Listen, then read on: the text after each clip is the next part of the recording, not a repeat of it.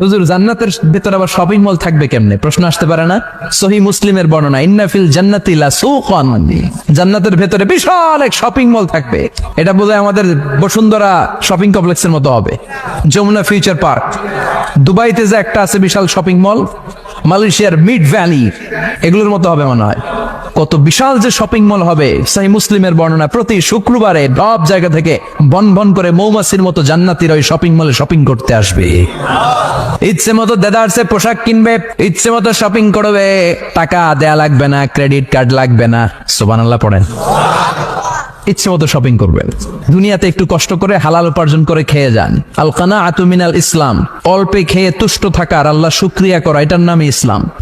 অল্প খাও, অল্প পড়ো, অল্প জমাও, অল্পের ভেতরে বরকত ঢুকাই দিছে কে? অনেকে দেখবেন অনেক খাই খাই নাই নাই করে, এটা যাদের স্বভাব তাদের কখনো বরকত হয় না। অল্প খাবেন, অল্প পড়বেন, আর হালালের সাথে সম্পর্ক করবেন। আল্লাহুম্মা কফিনি বিহালালিকা আন হারামিক ওয়া আগনিনি বিফাদলিকা আম্মান সিওয়াক।